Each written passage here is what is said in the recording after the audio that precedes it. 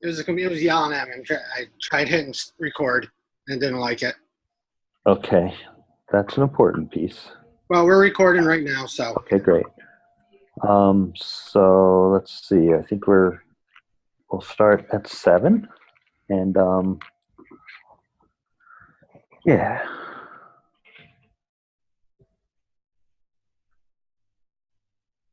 And I hate to start early because then the people who show up on time feel that they've missed something. So.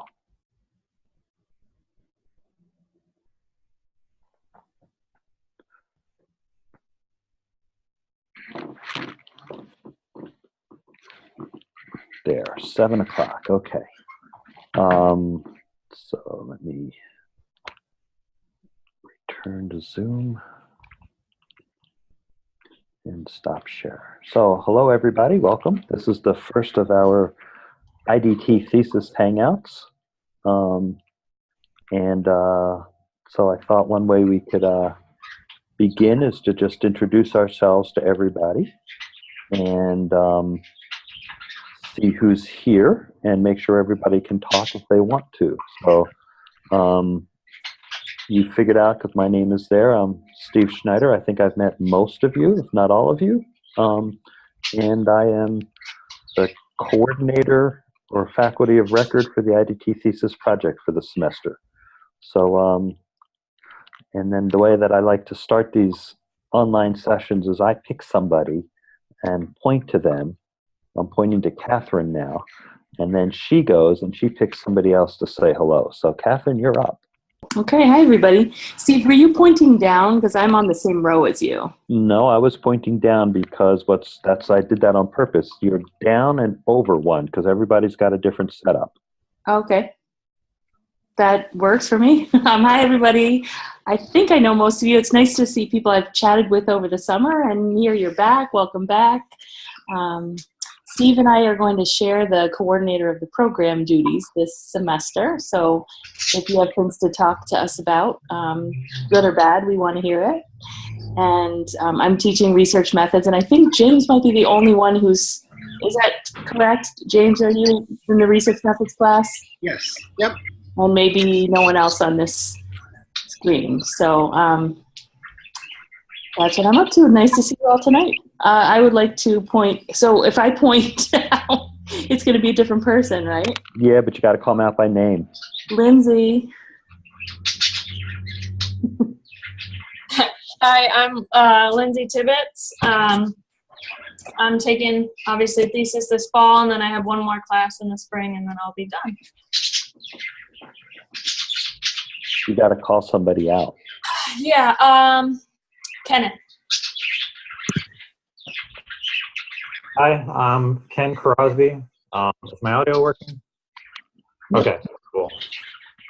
I'm taking just the thesis class. This will be my final semester, and then I'll have a degree. So looking forward to starting it and getting it done.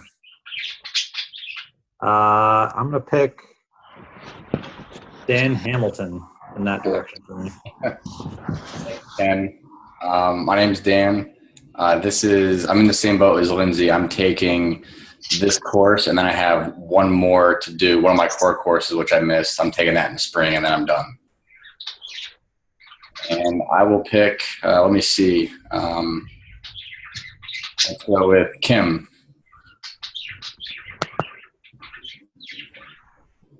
Hi, I'm Kim, and this is my last course in the degree.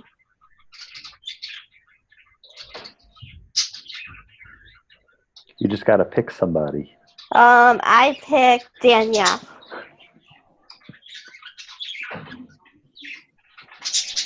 Hello, I'm Danielle, and this is also my last course in the degree. So I am looking forward to wrapping it up in a good way, hopefully.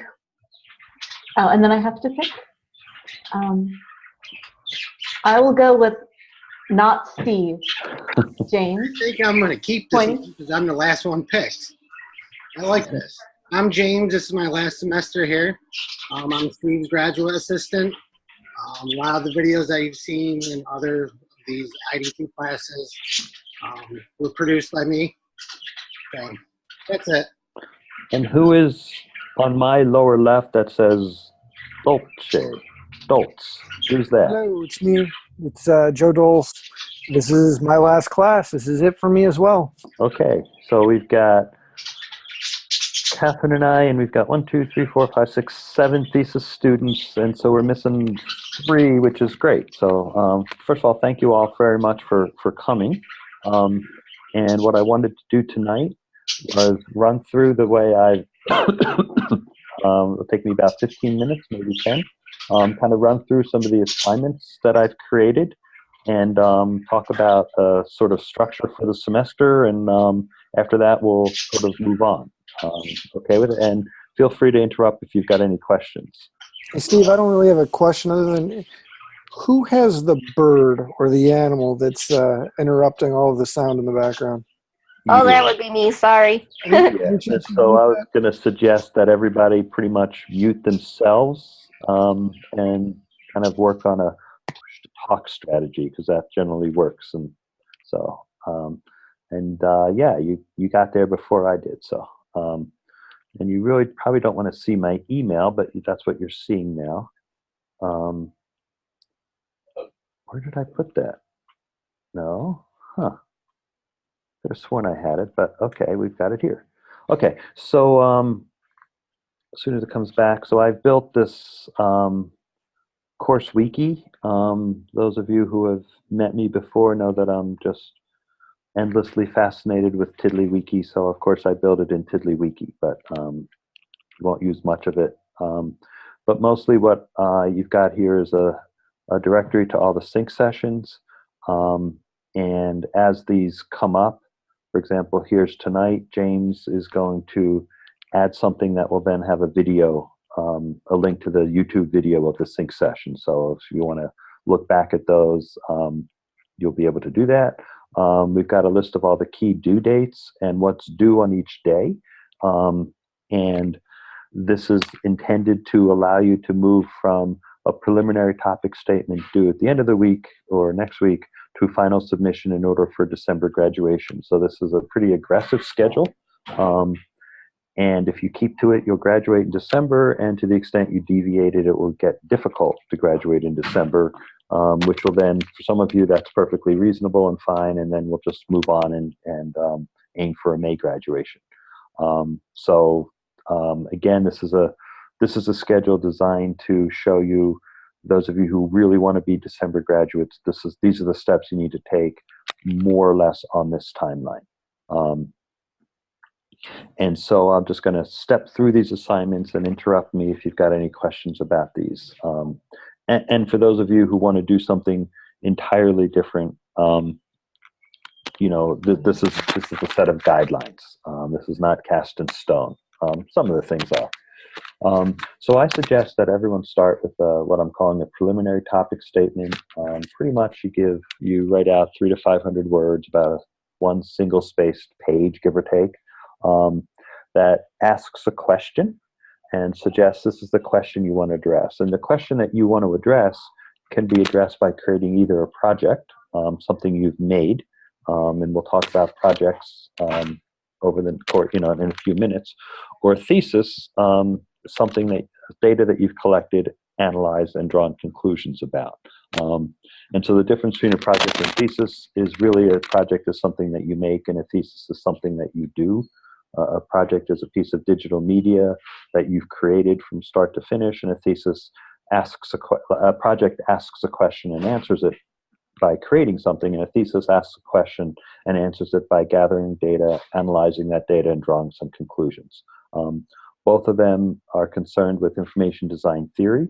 Both of them have a theoretical background, and both of them require certain amounts of writing and written words in addition to either the data project being done in the thesis or the media project being done in the media creation being done in the project. And I'm looking to get these preliminary topic statements by the end of next week, which is next Friday. So everything is pretty much due on Friday, and that gives me the weekend to review it, and then we talk about it in the sync session on Monday. The next assignment is basically extend your preliminary topic statement based on interaction that we'll have together, and brings it from 300 to 500 words to 500 to 1,000 words, basically from 1 to 2 pages, and adds a couple of some more depth. Basically, the topic statement needs to situate your question in some theoretical context, and then identify some relationship between your project and the question being asked, or between the thesis and the question being asked, and begins with a preliminary bibliography, things that you anticipate looking at, 5 to 10 sources, scholarly and or professional sources that you're going to consult, not things that you've looked at, but things that you've identified. So the idea here really is that you put it in context and you have some sources that talk about them. At the same time, I have to build these links out. When you submit your topic statement is the appropriate time for you to say, this really, and this is something that we do in consultation by email or by voice calls or Zoom sessions, private Zoom sessions. You've got a first reader, the person, which of the faculty member that you're most likely to work with, and a second reader, this person who's going to also review it. So identifying those faculty members with your topic statement is an appropriate thing. And that's a little different than we've done in the past. We've had students wait, but I think that's one of the things we're trying to correct. So a week after your preliminary topic statement, you want to be handing in a full topic statement. Once you've done that, you're welcome to submit an official Google form, which is to present your thesis or topic proposal. And this is just sort of basic record keeping. You give us a title, a brief description that comes from your topic statement, and identify the professor that you think is most appropriate for a first reader, and a professor that you think would be appropriate for a second reader. The first reader, you would pretty typically reach out and talk to them and say, hey, is this something you're interested in working on? The second reader, you might do as well. And then I ask you to identify a date that you'd like to make your formal proposal, and we'll talk about that in a couple of steps. And I've scheduled 4 of them so far, so you can pick a first date and a second date, and identify any dates that you can't make. Click this so you'll get a copy of it and submit that form. But you really shouldn't be submitting that until you've submitted your topic statement. So no sense in going ahead doing that until you're actually ready to. But what that does is that kind of puts you on our schedule for doing a proposal and alerts the first readers and second readers that you're interested in working with them, and presumably you've talked with them as well. Having submitted that and scheduled your proposal presentation, we'll ask you to meet with us on the Zoom session, a public Zoom session, pretty much what we're doing tonight. In fact, you'll see that they're Monday, Wednesday for consecutive weeks at the end of September, first week of October.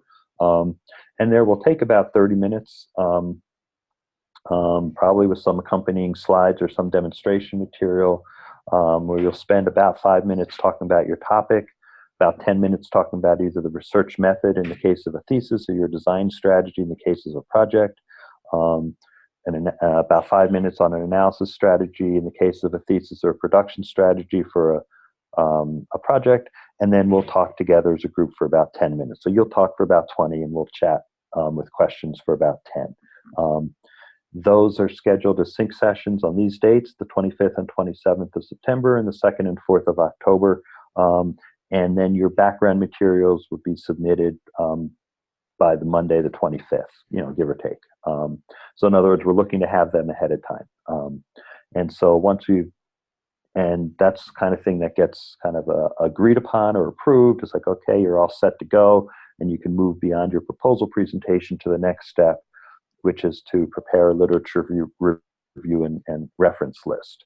And I've gone ahead and defined a literature review in some more detail than I've done in the past, hopefully, because this creates is a source of confusion as well. And so I've written it out. I don't really want to read it, but it's an essay that you've written that integrates the professional and scholarly literature.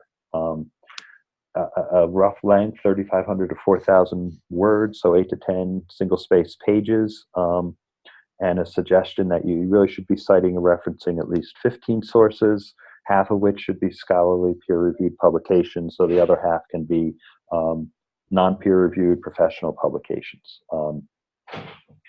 You should submit this literature review and reference list as a nicely designed PDF document, meaning you've got headers, footers, page numbers, etc., and that your citations and reference list follow a standard format, whatever format you choose.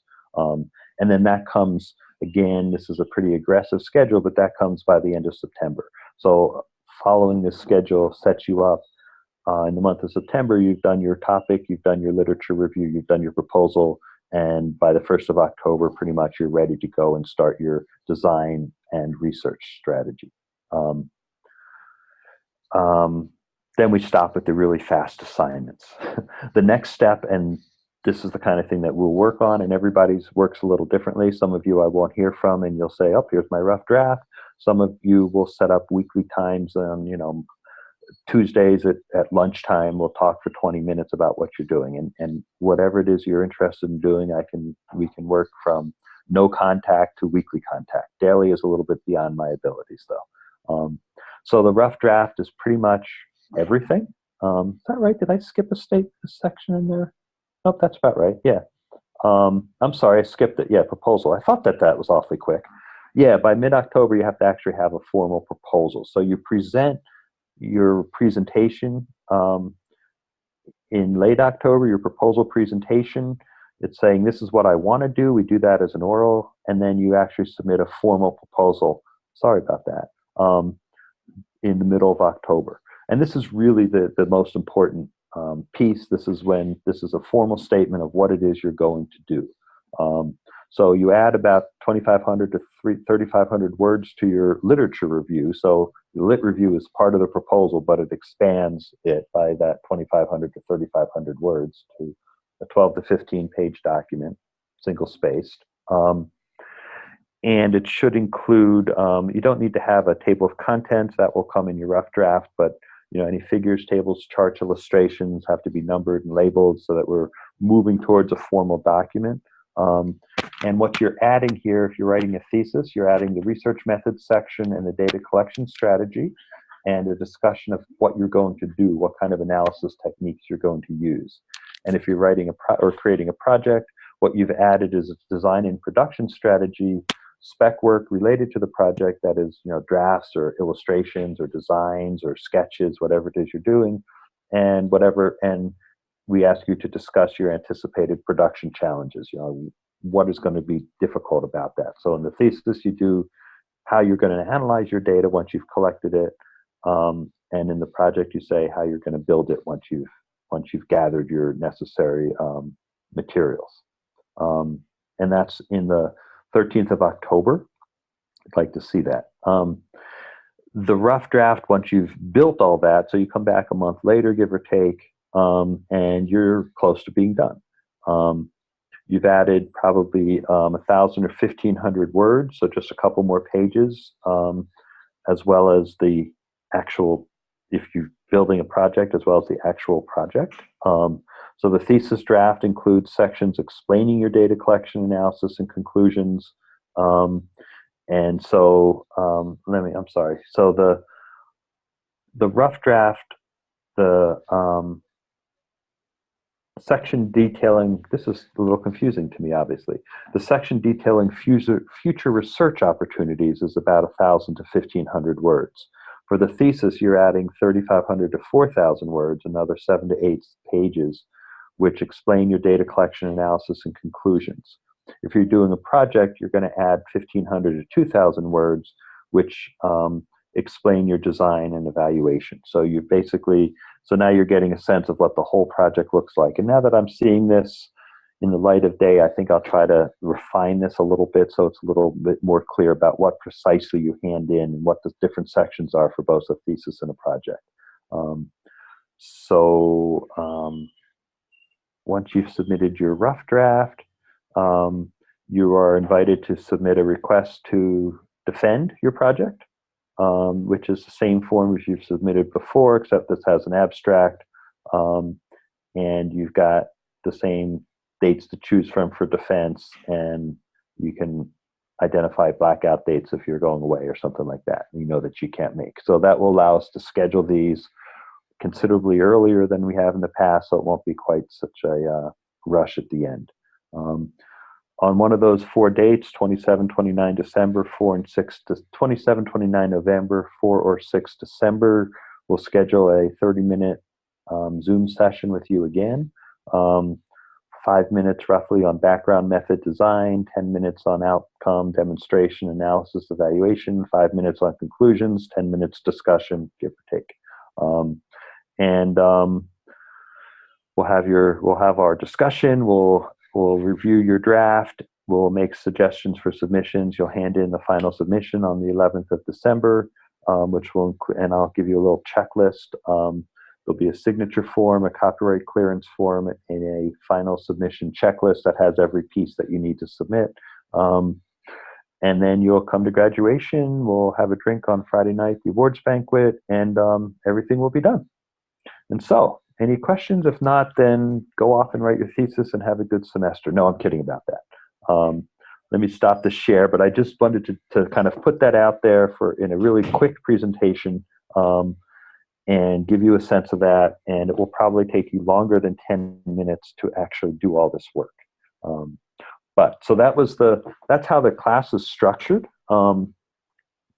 I predict there will be someone who actually submits all of those assignments on the dates submitted and who actually follows that exact sequence, and probably the rest of you will all be idiosyncratic and do your own thing anyway. But I tried. What I wanted to do in these sync sessions is give everybody a chance to kind of hear that. And so we record it for those who aren't here. We'll record it for if you want to hear it again. And mostly it's about information exchange and topics and discussion and questions and stuff like that. So most of these times will be for you.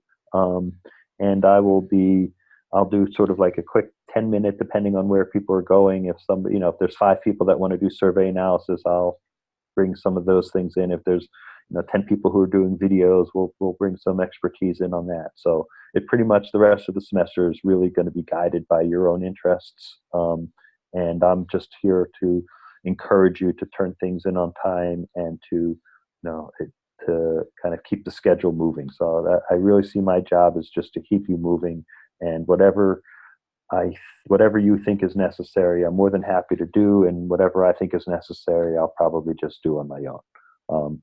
So let me turn it over to you guys and take questions and comments, and we'll see if Catherine has anything to say in addition to what I said, and then we'll turn it over to all of you.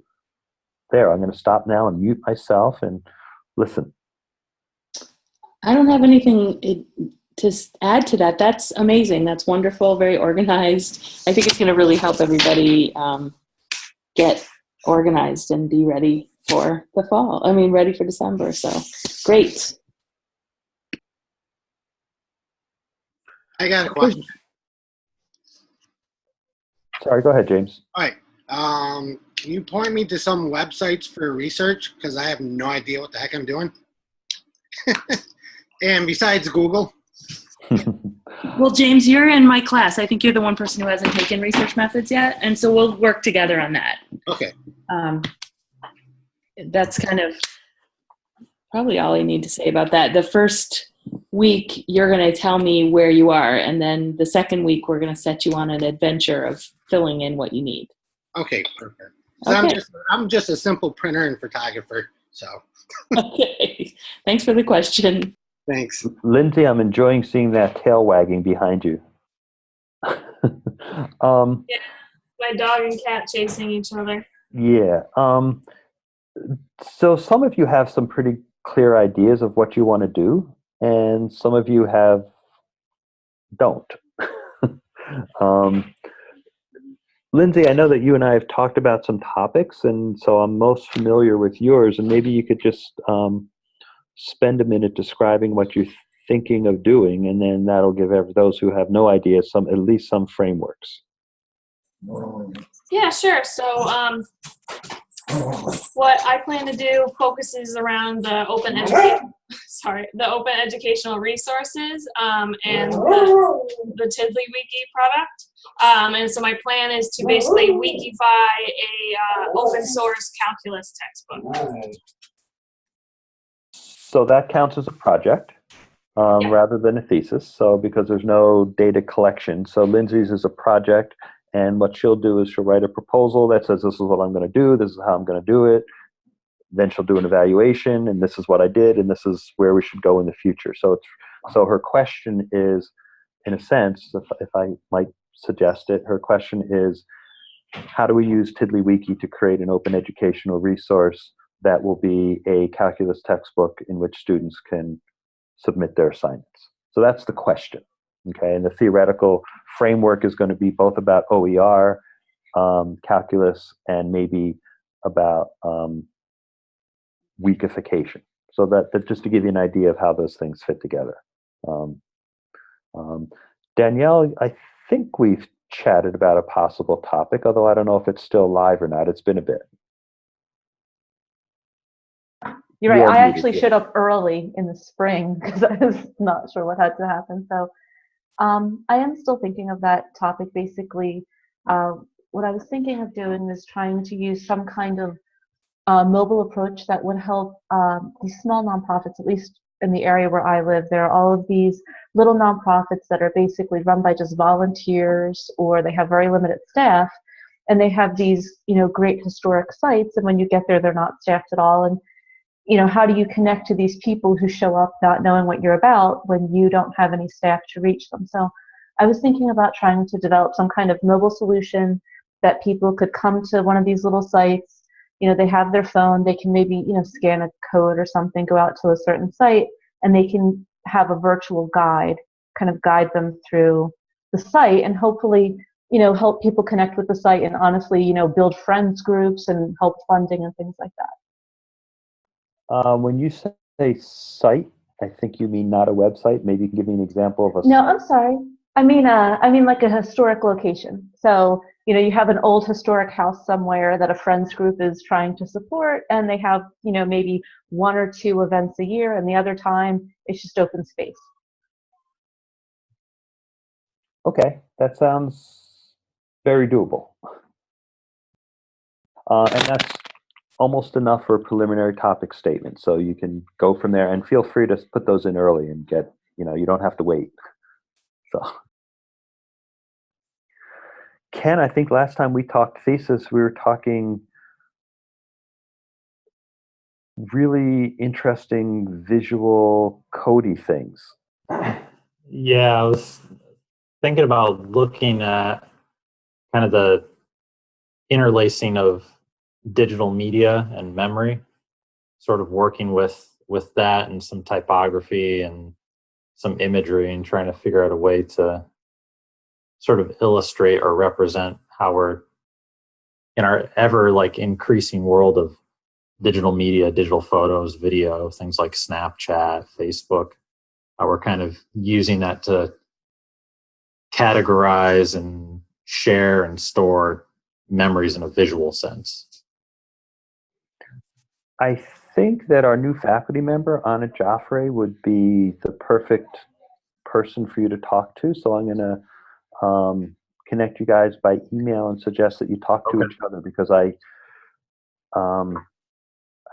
think that you're in the same planetary system as she is. Yeah, and it's a different one than I inhabit.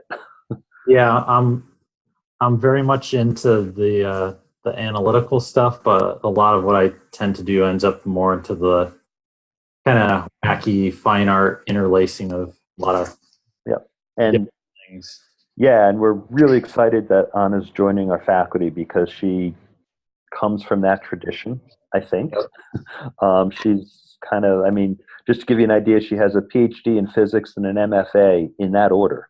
And so I think that tells you a lot. And that's exactly what I think the stuff you just said sounds like somebody who has a PhD in physics and an MFA could get into. Yeah, that sounds about right. That'd be the person I'd talk to. Yeah. And Dan, I don't know that you and I have ever, I recognize the name. I'm not sure. I don't know that we've ever interacted, other than through a few emails here and there, Yeah. but I did email Dr. Stam about a few things about a month ago, just looking for ideas. But I do think I came across an idea that's kind of related to my job that I think I'd be able to implement and use this thesis project as a way to kind of do a little exploratory work at work. It kind of centers around e-commerce. My company sells a lot of things, but what we sell are medical devices, and it's not as simple as selling shoes or a t-shirt online. There's a very structured process that has to go along with selling something that's going to go on someone's body. And so right now we don't have any sort of way for customers to buy things through our website. And we've talked about it. The idea has been thrown around, but everyone kind of poo-poos it because I think it's too complicated. So I kind of want to do a proof of concept of how it could be possible and develop a interactive e-commerce site for our products as a proof of concept that we can show to executives and show them that it can be done and it's a possibility. So I think I'm barking up the project tree more than the thesis tree. Would you say? Yeah, I think so. And so that allows me to sort of morph into my canned speech about doing thesis/projects related to work. It's a great idea. I'm a big supporter, but always comes with a cautionary note. It needs to be somewhat separate and distinct from your work world, not for any academic reasons, but just to protect yourself. You never know when you decide to get a new job, when the company decides to get a new employee, when they decide to give you new responsibilities. And the last thing we want to ever see happen is, halfway through your thesis project, somebody pulls it out from you and you can't finish it. You have to start over because it's outside your control. So as long as you build something that you own and can control and can do with or without your job still being there, that's great. And really, it's up to you. You can, ignore my advice, but I've seen people it's outside your control. And somebody says, well, now you work over here, and so this project is no longer your project. You don't want that anymore. And then it's your thesis project. So as long as you are aware of that, or carve something out that you can own, and I'm not thinking you're going to get fired, but that you can continue to do if you no longer have that job, then you're safe. That's really important. I understand. Yeah, I think that's good advice. I'll heed your advice for sure, but I've been thinking about it, and I mean, I don't plan on going anywhere. I don't think I'm getting fired next week. So nobody ever does. You never, the company gets sold, or you get promoted. Yeah, I understand. Yeah. I should frame it that way. They could come by and make you a vice president tomorrow and say, don't worry about these little things anymore. You've got bigger responsibilities. And so, that would work too. That sounds very cool. What kind of devices are they? This is why it's so complicated, because it's everything from little angiographic catheters all the way up to large machines that destroy cancer cells. So, and who buys these things? People or hospitals? Some of them, well, the way it's currently structured now is it's mostly hospitals, administrators that are the customers, but we do sell to smaller customers, which would just be smaller doctors' offices and stuff like that. Okay, so you don't sell to patients, in other words. No, there's only one product we actually market to patients, but we don't sell anything directly to patients. Okay, yeah, that sounds that's a really interesting way. The way you can go about starting that is you find somebody who is either a competitor or not a direct competitor, but who does something in the same space and does this digitally, and say, we want to behave like them, and that becomes your background research. Okay. And then the scholarly activity doesn't have to be about medical devices. It might be about e-commerce. It might be about how people make these kinds of choices. There's all, what kinds of information do they need? There's all sorts of different scholarship. It doesn't have to impinge directly on your topic. It might not be scholarship about medical devices. It might be scholarship about building websites for really complicated things.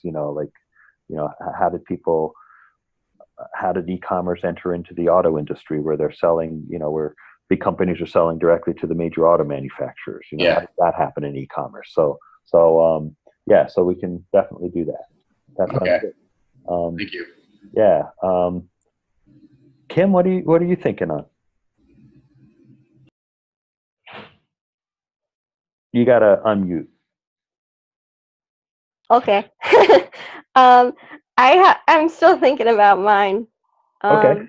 I think I want to do a project instead of the thesis, but I'm not sure exactly what direction.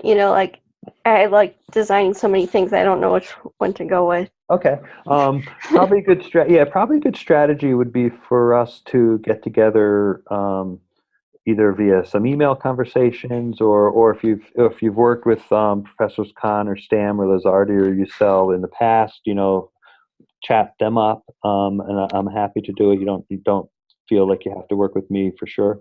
But just get some conversations going. And did you say you have a class in the spring as well, or you're trying to graduate in December?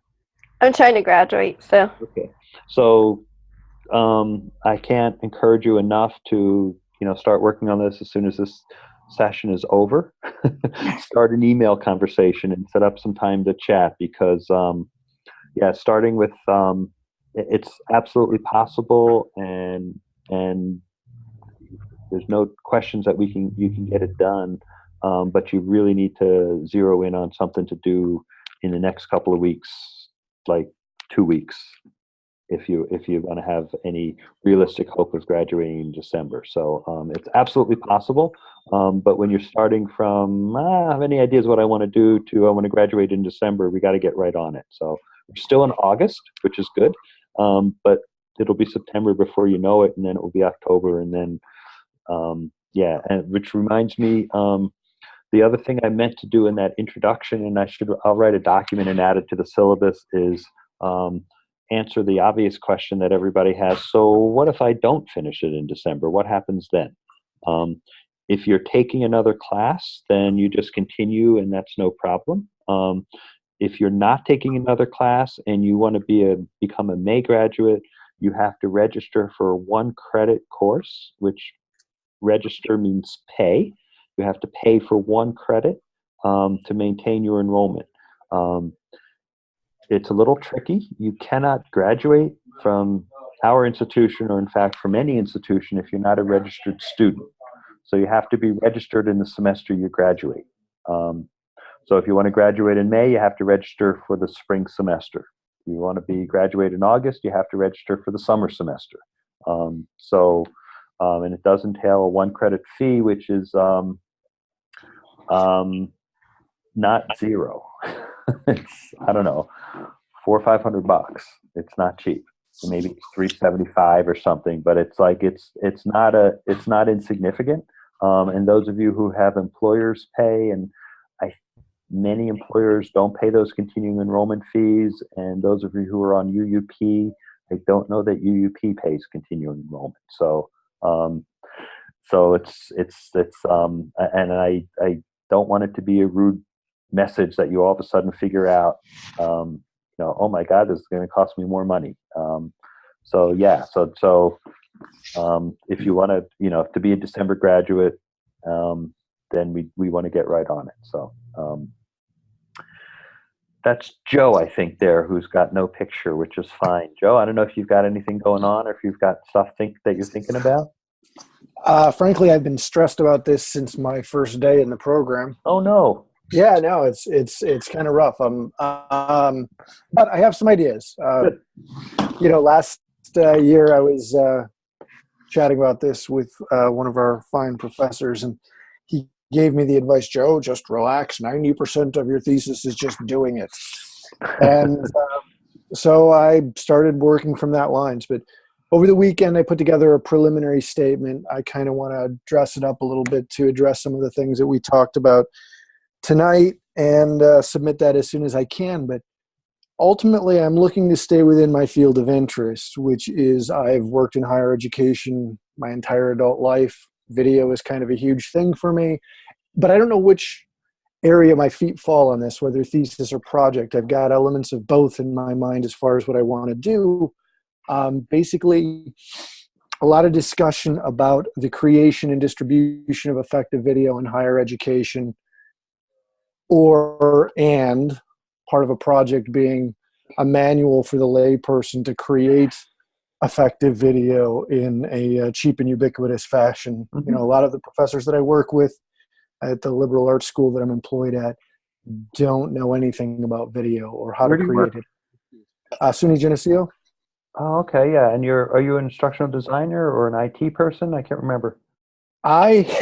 Well, I've been an IT person here for 20 years, learning space management, classroom design and implementation and assistance with, all of the educational technologies. For the last few years, I've been working more in more of a educational designer's fashion. And just recently in the last 6 months, I've been promoted to as much. So. Okay. Are you part of the Doodle group, the Directors of Online and Distance Learning in SUNY, or? I've been adjacent to it. Okay. Yeah. So in the last several years. Yeah. So your challenge will be to narrow into a topic that you can complete. You're not starting with like I have no idea. So you've got something pretty. Yeah. So my suggestion for you would be to drop me an email. Okay. And you might include Khan on that, because I think Professor Khan would be the most. I don't know what your relationship is if you've worked with Professor Khan was actually the individual that was going to ask to be the first reader on this. Yeah, I was going to say, this sounds like it's in Russ's domain. So, yeah. And maybe Ryan's as second. Yeah, right, because Ryan does all the video stuff. So, and yeah, actually, Lazardi was the second person I was considering. So you guys have sounds great. No, I'm kidding. Yeah, and I didn't mention that, Dan. I didn't have a feel for yours yet, so I don't know exactly who to recommend to be your readers, but we'll get there. And I could just pick someone at random, right? Or would you prefer I go with like a very specific? Well, let's see how it develops, and we'll find somebody who, if there's a really appropriate person, then you pick that. If it's somebody at random, then you pick me, basically. Okay. And Danielle, same with you. I don't have a feel for where yours is going, what you're going to do, so we'll have to wait for that. And and Lindsay, I think we've got a set of readers, and the textbook component fits me, and if you end up doing math, we might pull a math person in. So you've been working with Zora before. And James, or not Steve? Yes. I guess I'm going to go with what we did last semester when I developed that. Good. I was going to say, you better. Alternative high production value to broadcast live. Yeah. So I've been pitching James' project. He worked as a graduate assistant last semester, and the way I've described it is he built a podcast studio in a box, basically. You can take any ordinary PC and produce a multi-camera, very cool-looking podcast for under $1,000 worth of equipment, and then that suite of design, that equipment, and the technique and the production technique, that becomes a thesis or project. It's a project, basically, in and of itself. So good. I was hoping that you were still sticking with that. The proof of concept's already done. So so it's pretty much the write-up. So. Now I just got to take all my data and try to straighten it out and.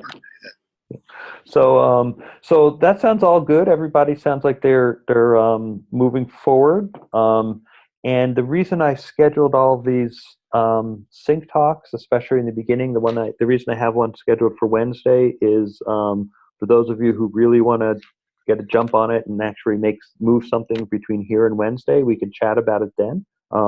They're all optional, and I don't feel it's fine if you don't come. Really, it is. Don't feel obliged to attend. You're not, and something. But really, you should attend when you've got stuff to talk about. Or you're also welcome if you just want to hang out. And that would be fine too.